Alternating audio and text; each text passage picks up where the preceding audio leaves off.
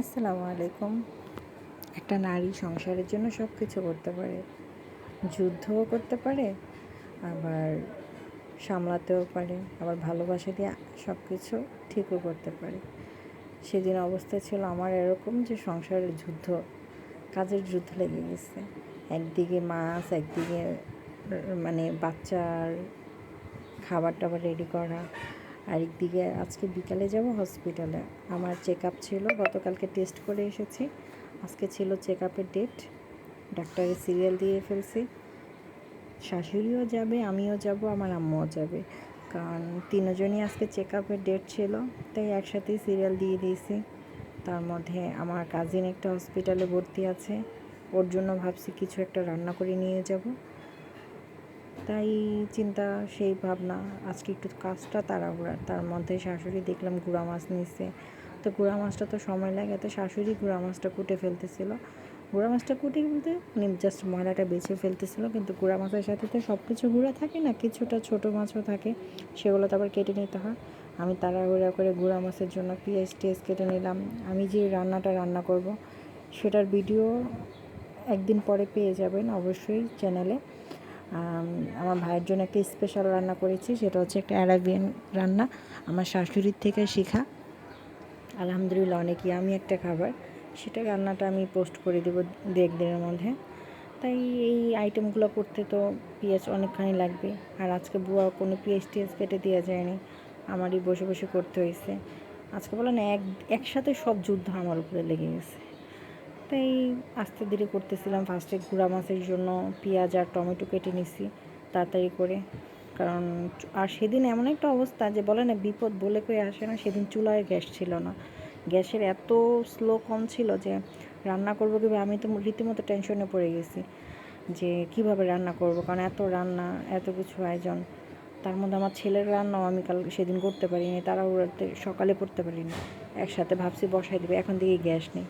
তাই আর কি ছেলের রান্নাও বসাবো, এই জন্য ছেলের জন্য সেদিন ঢেঁড়স সবজিটা নিয়েছিলাম, ঢেঁড়স দিয়ে আলু দিয়ে সবজি রান্না করব।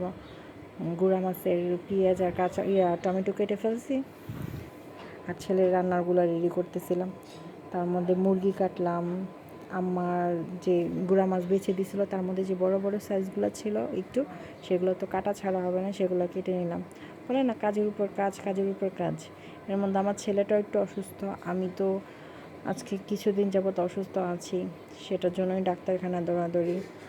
হঠাৎ হঠাৎ মাথা ঘুরে প্রচুর, আর একটু মাথা ব্যথাটা কন্টিনিউ এখন আছে কিছুদিন যাবত। হাজব্যান্ড বলতেছে যে এত চাপ নেওয়ার দরকার নেই, যেটা তোমার কাছে ইজি মনে হয় সেটাই রান্না করো। বাট বলে না যে ভাইটাই মানে বলে, বাবার বাড়ির মানুষ না, মোটের মধ্যে হচ্ছে বলে না যে ফ্যামিলিতে অসুস্থ থাকলে সেটা আসলে অনেক খারাপ লাগে। আর যেহেতু আমি যেইখানে ডাক্তার দেখাতে যাব সেখানে আমার স্বাস্থ্য ভাইটা আছে, ওর সাথে যদি দেখা না করে কেমন দেখায় না, তাই চিন্তা করলাম যেহেতু ও আবার খাদ্য রসিক অনেক, আমার স্বাস্থ্য ভাইটা, ও আবার খাবার খেতেও খুব পছন্দ করে, বিভিন্ন আইটেম। আর যেহেতু ওর পায়ে অ্যাক্সিডেন্ট হয়েছে, খাবারের কোনো বাধা নিষেধ নেই, তাই চিন্তা করলাম কিন্তু বিফটা খেতে পারবো না, তাই আমি চিকেনের আইটেমই রান্না করে নিছি। আর এটা যে রান্নাটা করে ওইটা বিফ, ফিশ সব কিছু দিয়েই করা যায়, তাই আমি চিকেন যেহেতু মানে সাথের কাছে ছিল, তাই চিকেন দিয়েই করেছি। আরও বড় একটা অ্যাক্সিডেন্ট হয়েছে আমার স্বাস্থ্য ভাইটা, ওর জন্য দোয়া করবেন। তাই আর কি মুরগিটা ফার্স্টে কেটে নিলাম, মুরগিটা কেটে অর্ধেক করাই ছিল, আধা কেজি না, মুরগিটা মূলত মনে হয় 2 কেজির মতো ছিল, বাট আমি লাস্ট টাইম একটা রান্না আইটেম করছিলাম, সেটার ওখানে অর্ধেকটা ইউজ করছি, আর বাকি অর্ধেকটা আজকে ইউজ করলাম। আর পাউটাও নেই, গিলাটা নিয়ে নিছি, কারণ আমাদের ঘরে গিলা নিয়ে আসলে রীতিমতো কাড়াকাড়ি, আমার হাজব্যান্ড আমার সবারই খুব পছন্দের একটা গিলা, তাই গিলাটা বেছে নিয়েছিলাম। কলিজার দেই না, কলিজাটা ফেলে দিছি, কারণ ব্রয়লার মুরগির কলিজাটা আমরা খাই না কেউই। তারপর আর কি এভাবে আস্তে আস্তে কাজগুলো সেরে, এখনও আমি বলে না যে অনেক কিছু বাকি আছে, এর মধ্যে মাথায় একটাই টেনশন যে রান্না করব কীভাবে, গ্যাসই আসেনি। তখনও বাজে মনে হয় 1:30 বেজে গেছিলো, গ্যাসও আসতেছিল না, আমি ভাতও বসাতে পারিনি। মানে এমন একটা সিচুয়েশন ছিল যে আমি হাতে কাজ করবো আর মাথার ব্রেন চলে গেছে টেনশনে যে কীভাবে কী করব, এত তাড়াতাড়ি কীভাবে করবো। কারণ যেহেতু ডাক্তারের সিরিয়াল দেওয়া হয়ে গেছে, 5টা বাজে ডাক্তার চলে আসবে, আর আমার সিরিয়াল ছিল 4, 5, 6, আর ফার্স্টের দিকে যেহেতু আমরা ছিলাম, তাই খুব টেনশনে পড়ে গেছিলাম। যে কত তাড়াতাড়ি কাজ শেষ করব, রান্নাটা শেষ করতে হবে। আর গুঁড়া মাছটা আসলে কি, আমি মাছটা বড় মাছটা মোটামুটি যেটুকু কাটতে পারি, গুঁড়া মাছটা তেমন একটা কাটতে পারি না। তারপরেও যে সেদিন একটু স্পিডে আমি হাত চালায় কাজ করছি, যে আমার নখ টোক সব কেটে গেছে বটির ইয়ের সাথে। তারপরে যাক আলহামদুলিল্লাহ কোনো অ্যাক্সিডেন্ট হয়নি, যে হাতে টাতে লাগেনি। সব কাজ শেষ করে কোনো রকম শাশুড়ি গুঁড়া মাছটা ধুয়ে দিছিল সেদিন, আমি আর ধুই নেই। আমি ওগুলা শেষ করে আমি আমার রুমে চলে আসছিলাম আমার ঘর গুছানোর জন্য। আমি বলে না যে সকালের ঘরও গুছাইনি ঠিক মতো। বুয়া তো ঘর মুছে চলে গেছে, কিন্তু আমার রুম টুম কাপড় চোপড় সব কিছু। আর আজকে 1 সপ্তাহ যাবো টানা বৃষ্টির কারণে কাপড়ও ঠিক মতো শুকাইতে পারতেছি না। ঠিক মতো কাপড়, বলে না যে বৃষ্টির দিনে কাপড় নিয়ে একটা আসলে পেরেশানি থাকে মানুষ। সব কিছু মিলে আসলে অনেক ঝামেলার মধ্যে ছিলাম। এর মধ্যে ছেলে কান্নাকাটি করতেছিল, হঠাৎ করে ছেলেটার জ্বর চলে আসে। ইদানিং ওর সমস্যাটা হচ্ছে হঠাৎ হঠাৎ জ্বর চলে আসে, যেটার কারণে আমি সবসময় টেনশনে থাকি ওর নিয়ে। ওর একটু পেটে সমস্যা হয়, ওর একটু আমাশার প্রবলেম আছে আমার ছেলেটার। মনে হয় যে একটু খাবারে 19-20 হলে একটু পেটে নরম হয়ে যায়, যেটার কারণে ও শরীর স্বাস্থ্য একদম কম, আর কিছু খেতে চায় না, ওর মুখে কোনো রুচি নেই। যতটুকুই খায় সেটা মনে হয় যে একদম আমাশার সাথে বের হয়ে যায়। আর বলে না যে যখন অসুস্থ লেগে থাকে ঘরে, তখন সবাই অসুস্থ। আমি এখন অসুস্থ, আমার ছেলেটাও অসুস্থ কন্টিনিউ। আমি বলে না যে আমি আমার চিন্তা কী করবো, আমার ছেলেকে নিয়েই সারাক্ষণ টেনশন করতে হয়। তারপর ছেলের রান্নাটা বসায় দিব, গ্যাস নাই তাতে কী হয়েছে, এক চুলায় ভাত দিয়ে দিছি। আর ছেলের রান্নার জন্য আমি রেডি করতেছিলাম ঢেঁড়স, আলু কুচি আর পেঁয়াজ টিয়াজ, অল্প মশলা দিছি ওর খাবারটা, ওর তেল, ধনিয়া গুঁড়া আর হলুদের গুঁড়া আর টমেটো, এগুলো দিয়ে জাস্ট ছেলের রান্নাটা রান্না করছি। মাইখা বসাই দিছি, লাস্টে নামানোর আগে একটা ডিম দিয়ে দিব। ও যেহেতু ডিমটা আমার ছেলে আমরা খেতে চায় না, তাই আমাকে এইভাবেই সবজির সাথে নয়তো পরোটার সাথে একবারে মিক্স করে দিতে, মানে ও যদি ডিমটা খালি এভাবে সিদ্ধ করে দিয়ে, ও কোনোভাবেই খায় না। তো ওর রান্নাটা আমার অন্যভাবে করতে হয়। আর মাছও রান্না করা আছে, যদি ডিম খেতে না চায় তাহলে মাছ, যেহেতু আমাদের দুপুরের জন্য মাছ রান্না করছি, গুঁড়া মাছ আছে, বড় মাছ আছে, ওখান থেকে একটা মাছ নিয়ে খাওয়াই দেবো। কিন্তু তরকারিটা দিতে পারি না ঘরের মানুষের, কারণ ঘরের তরকারিটা একটু ঝাল হয়, যেটা আমার ছেলে খেতে পারে না। ওর খাবারে আমি গুঁড়া মরিচটা ইউজ করি না, ওর খাবারে আমি কাঁচা মরিচটা দিই সব সময়। 2-1টা দিয়ে দিলে ফ্লেভারটা ভালো হয়। তার মধ্যে মুরগি টুরগি আলু টালু যা কাটছি সবগুলো ধুয়ে একদম পরিষ্কার করে নিচ্ছি, কারণ মুরগিটা ভালো মতো ভিতরে অনেক সময় ময়লা লেগে থাকে, পাকনা থাকে, থাকতেই পারে, স্বাভাবিক, এটা অস্বাভাবিক কিছু না। তাই ভালো ভালো সুন্দর করে পরিষ্কার করে নিচ্ছি যাতে।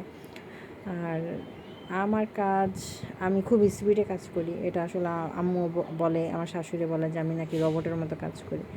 আর আমি আস্তে ধীরে কাজ করতে পারি না, আমার কথা হচ্ছে কাজ করে আমি বসে থাকবো, কিন্তু ওই আস্তে ধীরে কাজ করব, ধিমে ধিমে, আমি এটা কখনোই পারি না। আমার কাজের স্পিডটা খুব বেশি, এটার কারণে আমার অ্যাক্সিডেন্টও হয় অনেক বেশি, হাত কেটে যায়, নয়তো হাত পুড়ে যায় বা কিছু একটা হয়। তাও মানে বলে না যে মানুষ অভ্যস্ত হয়ে যায়, আমি ওইভাবে করতে করতে অভ্যস্ত, তো আমি এখন যতই হোক আমার এটা কোনো সমস্যা হয় না, আমি করে ফেলি। তাই যেভাবেই কাজ করি না কেন আমার অ্যাক্সিডেন্ট হবেই, সেটা আমি আস্তে করে ইয়ে করি। এর মধ্যে আসতেছে কল থেকে পানি, 2বার কল ছাড়লাম, কল থেকে ময়লা পানি বের হচ্ছে।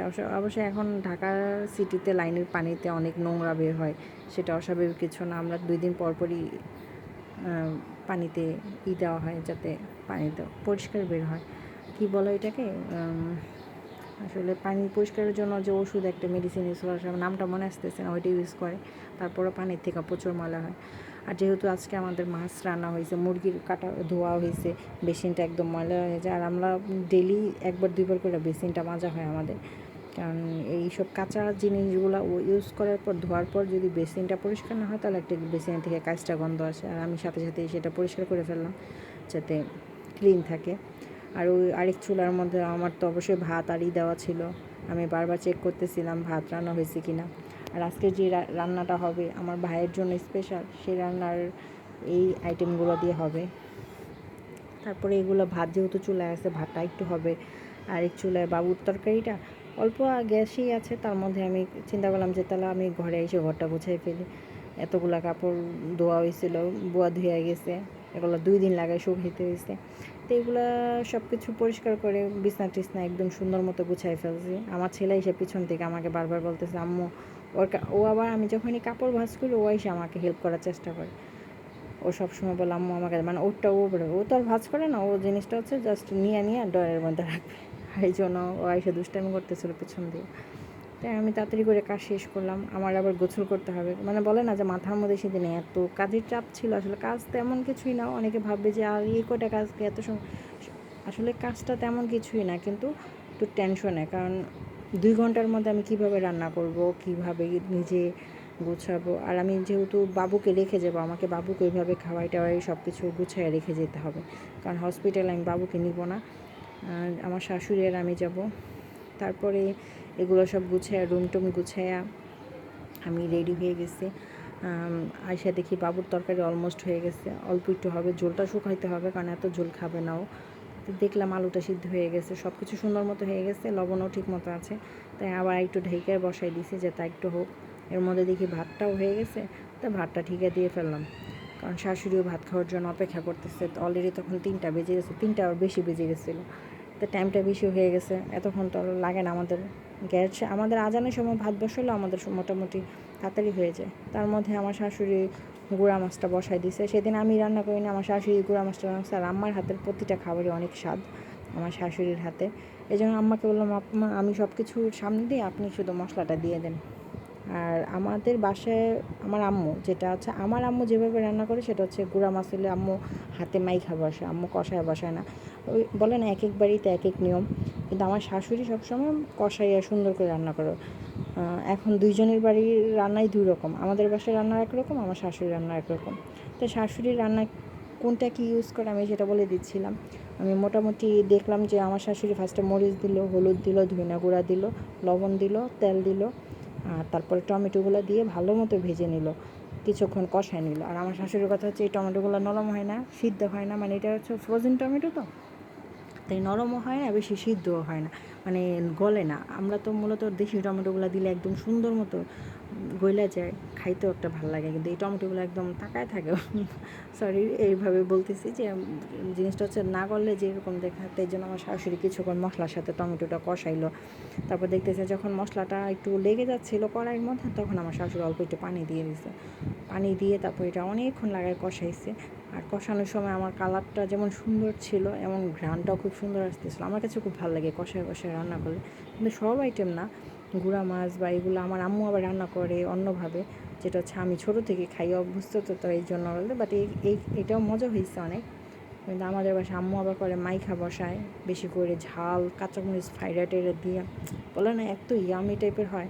আর আমার হাজব্যান্ডও সবসময় গুঁড়া মাছ খাইব না, মাঝে মধ্যে খাইব তার ভালো লাগলে, কিন্তু সে আবার সেদিন আবদার করতেছিল আলু কুচি দিয়ে গুঁড়া মাছ খাইতে। আর যেই টাইপের গুঁড়া মাছ ছিল এটা আলু কুচি দিয়ে রান্না কোনো মজা লাগবে না, কারণ অনেক বেশি গুঁড়া ছিল। আম্মা বললো যে আরেকদিন বড় সাইজের আনলে তারপর আলু দিয়ে রান্না করে দেবে। তারপর মাছটা দিয়ে দিল, আর আমার শাশুড়ি বলতেছে ধনিয়া পাতা কুচি করতে। তা আমি আবার মশলাটা যখন দিছে, আমি আবার আম্মা বলতেছে এতগুলো মরিচ দিও না, ঝাল হয়ে যাবে। তা আমি বললাম যে না আম্মা, মরিচগুলো একটু ঝাল কম, এই জন্য বেশি করেই দিলাম। আর যেহেতু বাচ্চাকেও খাবে না, তাই একটু ঝালটা বেশি দিলে ভালো লাগে। তারপরে আমি ইন দ্য টাইম ধনিয়া পাতা ধুইয়া কেচি দিয়ে কেটে ফেলছি। রান্নাও মানে বলে না যে রান্নাও লেট হচ্ছে, আর আমার এত ক্ষুধা লাগছিল সেদিন আমি সকালে নাস্তাও করিনি কাজের চাপে। জাস্ট বলে না একটা আম খেয়েছিলাম, আমারও ক্ষুধা লাগছে, কিন্তু আমার হাতের কাজ খাবো কখন বসে ওই ধৈর্যও নেই, এত অধৈর্য হয়ে গেছিলাম। তারপরে তাড়াহুড়ো করে দেখলাম যে না মাছটা হয়ে গেছে, পানি অল্প একটু বাকি আছে, তার মধ্যে ধনিয়া পাতা দিয়ে সুন্দর করে শুকায় নিয়েছি। তার টেবিলে আমি অলরেডি ভাত প্লেট দিয়ে দিছি, হাজব্যান্ড আর আমার শাশুড়ি বসছে খাওয়ার জন্য। এখন জাস্ট মাছটা নিয়ে যাওয়া, খাইতে বসবে তারা। আর বাকি সবজি টবজি যা ছিল সব টেবিলে দিয়ে দিছি, আমি শুধু গুঁড়া মাছের জন্য, যেহেতু এটাই আজকে দুপুরে আমাদের মেনু, গুঁড়া মাছটা মেন আইটেম। তো হাজব্যান্ড যখন খাইতে বসে, হাজব্যান্ডের কাছে বায়না দিলাম তো আমাকে একটু দাও খাওয়াইয়া। তার হাজব্যান্ড 2 নলা খাওয়াই দিল। অনেক মজা হয়েছিল, অনেক মজা, বলে না খালি পেটে হতে পারে, বাট এমনি তো গুঁড়া মাছটা খুব মজা হয়েছে। আমি গুঁড়া মাছটা তেমন একটা খাই না, তারপর সেদিন ভালো লাগছে। তারপরে রেডি হয়ে শাশুড়ির সাথে বের হয়ে গেছি হসপিটালে যাওয়ার জন্য। আর আমরা সেদিন গিয়েছিলাম প্রোঅ্যাক্টিভে গিয়ে বসেছিলাম। ওই যে বলে না যে যেখানে ভাগের বয়স সেখানে রাইত হয়, আমরা এত তাড়াতাড়ি করে গেছি, ডাক্তারও এত তাড়াতাড়ি করছে, বাট লাভ হয়নি কা। তারপরে ডাক্তার যেহেতু লেট করতেছিল, ডাক্তার আবার রাউন্ডে চলে গেছিলো আমাদের রেখা। তারপর ডাক্তারের কাছ থেকে যেহেতু দেরি হচ্ছে, শাশুড়ি আর আমার ননাসকে বসাই দিয়ে আমি চলে আসছি আমার চাস্তো ভাইকে দেখতে। আর চাস্তো ভাইয়ের জন্য খাবারটা যে রান্না করছে ওইটা নিয়ে গেছি। চাস্তো ভাই আমার চাচি দিকে খুশি হয়ে গেছে, বলছে যে আসছো এখানে। আমার চাচা, আমার একবারে ছোটো কাকা ছিল, কাকি ছিল, এই যে আমার চাস্তো ভাই, ও ছানান ওর নাম। আমার ছোটো চাচার ছেলে ছিল, আর যেই কাকি মানে এই যে আনানের আম্মু ছিল, মানে আমার মেজো কাকি, সবাই ছিল এখানে। তা আমি আবার এর মধ্যে আমার সাথে কিন্তু আমার আম্মু ছিল, এই যে আমার আম্মু। আমি আবার এখানে একটু দুষ্টামি করে করলাম। আর এখানে আমরা অলরেডি ডাক্তার দেখাই ফেলছি। চাষার এখান থেকে আইসা অলরেডি, স্বাস্থ্য বাইরে এখান থেকে আইসা অলরেডি ডাক্তার দেখাইয়া আমার শাশুড়ি, আমি, আমার আম্মু সবাই নিচে চলে আসছি। এখন হসপিটাল থেকে বের হয়ে যাব, আমাদের গাড়িও চলে আসছে। তাই আর লাস্টে একটু ভিডিও করলাম। আমরা যখন বের হয়ে যাচ্ছি তখনকার ভিডিও। আর সবাই দোয়া করবেন আমাদের জন্য, আর আমার বিশেষ করে আমার আর আমার ছেলের জন্য, কারণ আমরা একটু অসুস্থ, এখনও সুস্থ হয়নি। ডাক্তার আবার অনেকগুলো টেস্ট দিয়েছে, এগুলো করে আবার ডাক্তারখানায় যেতে বলছে। বলে না যে অসুস্থর উপর অসুস্থ। সবার দোয়া করবেন আর ভালোবাসা রাখবেন অবশ্যই, এতটুকুই।